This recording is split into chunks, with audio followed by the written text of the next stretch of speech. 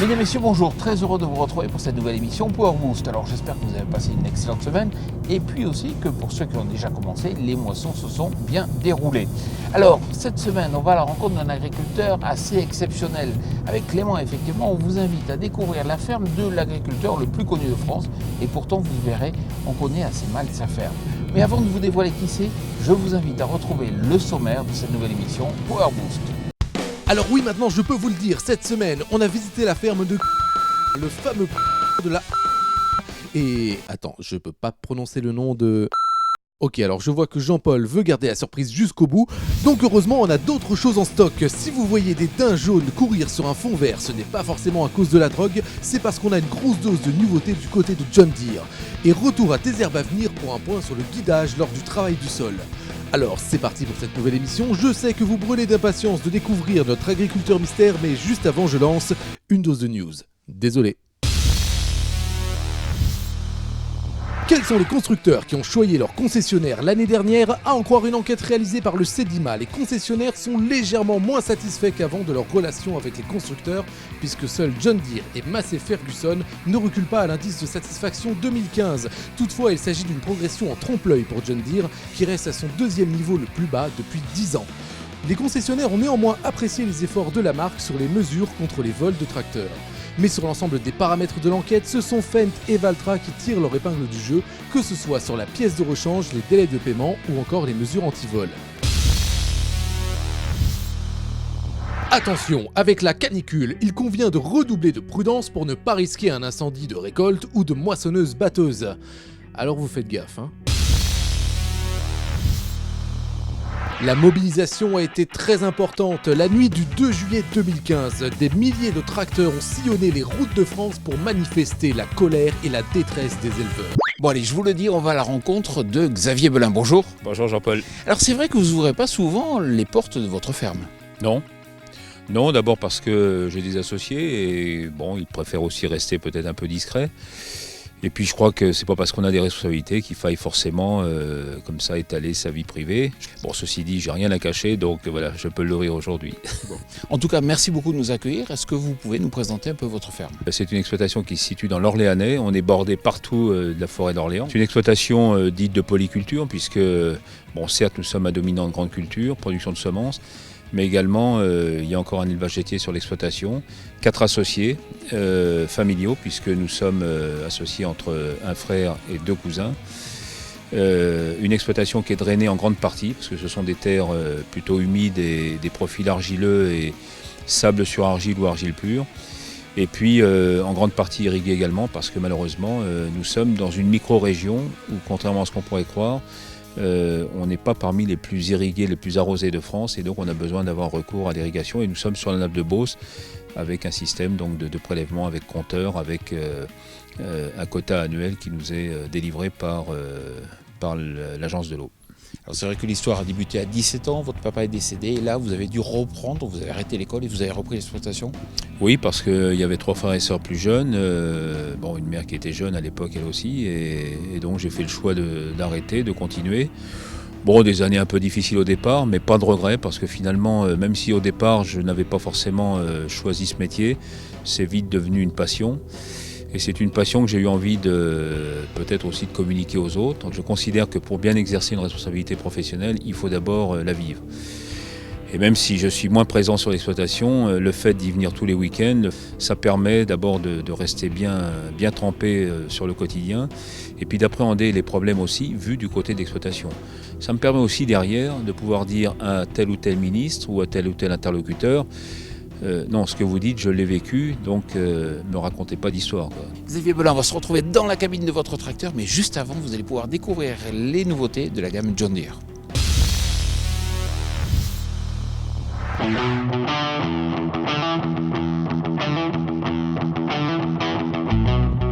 Beaucoup d'améliorations dues aux nouvelles normes anti-pollution et quelques nouveautés ont été annoncées par John Deere à partir de cet été 2015 et début 2016. L'équipe de Power Boost était présente et va tout vous dévoiler, enfin presque, car c'est à l'Agritechnica que le constructeur américain dévoilera son tracteur à chenilles de 670 chevaux, le 9 RX. Côté tracteur, 14 modèles pour les gammes des 6R et 6M à châssis intégral à 4 ou 6 cylindres et dotés de moteurs allant de 100 à 195 chevaux répondant aux normes anti-pollution Final Tier 4. Pour l'année 2016, les moissonneuses-batteuses des séries W et T ont été relookées et sont plus puissantes. De nombreux composants également ont été modifiés pour permettre une amélioration du débit qui pourrait atteindre, selon John Deere, un niveau supérieur de 15%. Pour améliorer les performances de ces machines, John Deere a mis au point la Booster Bar, une barre striée qui peut être placée par pivotement dans le débit de récolte. Certaines moissonneuses-batteuses sont équipées de chenilles, comme vous pouvez le découvrir. De nouveau également pour les chargeurs frontaux John Deere avec l'arrivée de la série R pour la fin de cette année. Spécifiquement développés pour les tracteurs John Deere Final Tier 4, mais compatibles avec les anciennes motorisations, ces chargeurs remplaceront les actuels modèles de la série H destinés aux tracteurs de moyenne puissance. Et enfin, John Deere lance une nouvelle faucheuse conditionneuse triple qui se compose d'une faucheuse conditionneuse montée à l'avant et de deux autres montées à l'arrière. Pour atteindre la largeur de coupe maximale de 9,9 mètres, la faucheuse conditionneuse frontale F350R de 3,5 mètres de large peut être associée avec les plus grandes faucheuses arrière disponibles, les R990R. Alors Xavier, est-ce que c'est vrai que pour vous, le tracteur, c'est vraiment le moyen de décompresser le week-end? Totalement. Je pense que quand je suis sur mon tracteur en plein milieu de la plaine, c'est là où sans doute je me sens le mieux parce que d'abord ça permet à la fois sans doute de réfléchir à ce que je fais le reste de la semaine mais surtout j'ai presque peine à le dire mais c'est presque un moment de détente quand même. Et puis admettez qu'aujourd'hui quand même on est installé confortablement dans ces tracteurs, ce que n'avaient pas forcément nos parents ou nos grands-parents. Alors c'est vrai, mais il y a aussi quand même un problème. Si on regarde sur 20 ans, le prix d'un tracteur, un même tracteur 120 chevaux il y a 20 ans aujourd'hui, il a doublé. S'il double pour les 20 ans à venir, on sait que le prix du blé ne va pas doubler. Pour la compétitivité et la ferme France, ça pose un problème. Mais c'est vrai, alors ce sont des matériels aujourd'hui qui sont dotés de beaucoup de technologies et ça explique sans doute le coût.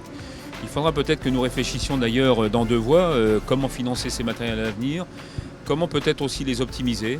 Alors aujourd'hui, il y a des formes diverses, il y a de la location, il y a des CUMA, il faudra peut-être être un peu imaginatif.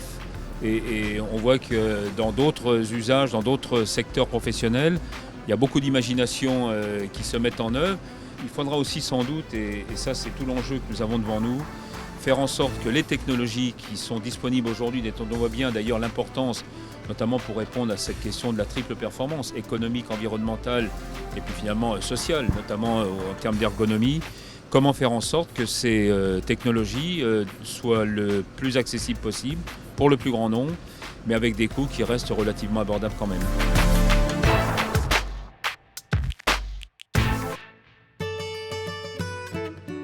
Quand on reprend un peu l'histoire, est-ce que quand vous étiez enfant, est-ce que vous auriez imaginé un jour devenir président de la FNSEA? Jamais. Jamais, ce sont peut-être les circonstances. Puis il y a parfois des rencontres. Moi, il y a une rencontre qui m'a marqué, je pense, à vie, c'est la rencontre avec Jean-Claude Sabin, qui était à l'époque, qui était déjà à la FNSEA, mais qui était surtout le président de la filière oléoprotéagineuse, dont je trouvais que le discours était très moderne, puisqu'il n'était pas centré uniquement sur la production. Il avait tout de suite intégré le fait qu'avec nos productions, il fallait apporter de la valeur ajoutée, il fallait absolument investir dans la transformation. Alors dites-moi si c'est vrai ou si c'est faux, mais c'est vrai qu'on dit que vous êtes un homme de dossier, puis vous avez cette capacité à peu dormir, c'est-à-dire à pouvoir travailler la nuit les dossiers? Non, il ne faut pas exagérer, je dors peu. C'est vrai qu'avec 5 heures de sommeil, moi ça me suffit, donc c'est sans doute une chance. Mais travailler les dossiers, ça c'est important, parce que d'abord aujourd'hui les dossiers sont devenus très complexes. On ne peut pas simplement être dans l'incantation ou dans une posture en quelque sorte, il faut aussi avoir des arguments. Et puis il faut surtout faire en sorte qu'on essaie de décloisonner finalement cette relation entre le producteur d'un côté et puis le consommateur à l'autre bout de la filière. Moi je suis très attaché à cette notion à la fois de filière, mais surtout au fond de co-responsabilité entre chacun des acteurs tout au long de la chaîne alimentaire. Il y a un producteur, il y a un collecteur, il y a un transformateur, il y a un distributeur et in fine il y a un consommateur. Si ces 5 maillons essentiels sont finalement en opposition, en conflit, ça ne peut pas marcher. Alors vous n'êtes pas à la fin de votre mandat, bien sûr, mais quand même, j'ai envie de vous demander un moment qui a été très positif et puis un moment très négatif, un moment difficile que vous avez dû vivre. Moment difficile, j'en ai vécu un particulièrement quand il a fallu annoncer à 3 éleveurs de mon propre département, le Loiret, qu'on devait abattre leurs troupeaux pour cause de SB, pour cause de vaches folles. Quand on arrive chez l'exploitant, qu'on lui fait cette annonce, c'est quand même des moments très douloureux. C'est douloureux pour la famille, c'est douloureux humainement. C'est aussi des moments où on se dit mais finalement le métier tient à pas grand-chose. Les meilleurs moments peut-être, c'est ceux que nous vivons lorsqu'on se dit finalement on a mené un projet, le plus grand nombre y adhère et ça prend, la mayonnaise prend. J'ai un exemple en tête, quand on a décidé de lancer ce que j'avais appelé les états généraux d'agriculture. Alors c'est pas une grande révolution agricole que nous voulions, c'était simplement faire une sorte de point zéro, un diagnostic, et à partir de là décliner 4-5 grands objectifs à partir desquels nous pouvions travailler à la fois au sein de la profession agricole de manière collégiale avec l'ensemble des organisations partenaires, mais avec les pouvoirs publics et en particulier avec le Premier ministre et ses services. Ça fait partie des moments où on se dit bon, on n'a pas perdu son temps, on avance. Alors Xavier Belin, on va se retrouver dans un lieu un peu emblématique pour vous, mais juste avant, on va parler de désherbage mécanique. Gabriel Montus, bonjour. Oui, bonjour. Alors vous êtes responsable pour la ligne travail du sol chez Conseskild. Alors c'est vrai que les agriculteurs qui souhaitent acheter un matériel se posent des fois la question de se dire attention, tout ce qui est guidage, ça coûte aussi cher que l'outil Promondi. Est-ce que c'est vrai ou est-ce que c'est faux? C'est pas complètement faux. On est par contre sur la moitié du prix de la machine, grosso modo. Après, ça dépend surtout de la largeur de la machine. Alors on voit qu'il y a différents systèmes, des systèmes par caméra, des systèmes par disque qui permettent de tracer, ou bien aussi du GPS RTK. Lequel choisir? Je pense que beaucoup sont complémentaires. Le RTK est intéressant puisqu'il est autonome sur le tracteur, mais pour du binage, on a besoin d'être précis sur le rang, sur quelque chose qui est déjà réel, qui n'est pas fictif. Donc le GPS n'est pas aussi précis qu'une caméra. Alors c'est vrai que ça ne va pas faire plaisir aux constructeurs de GPS, mais c'est la caméra qui est quand même la plus précise. C'est la caméra effectivement qui est la plus précise puisqu'elle voit, comme on peut le voir ici avec son angle, vraiment le rang avant le binage. Donc elle est en instantané. Avantage caméra, en revanche, c'est vrai que la caméra ça ne sert qu'une fois dans l'année, alors que le GPS on peut le mettre sur le tracteur pour d'autres utilisations. Exactement, on peut s'en servir pour d'autres utilisations. Par contre la caméra peut aussi servir par exemple sur des fraises ou sur d'autres éléments. Par contre les deux systèmes peuvent être complémentaires si on sait bien les régler. Gabriel Montus, merci beaucoup. Merci à vous.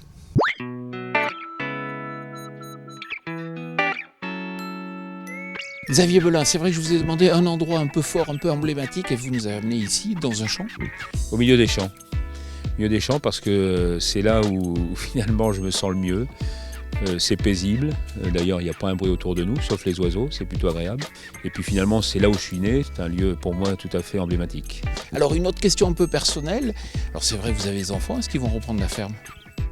J'en sais rien, pour l'instant c'est pas prévu, mais j'ai des neveux qui sont bien partis sans doute pour faire des paysans demain. Donc voilà, il y aura certainement une succession familiale.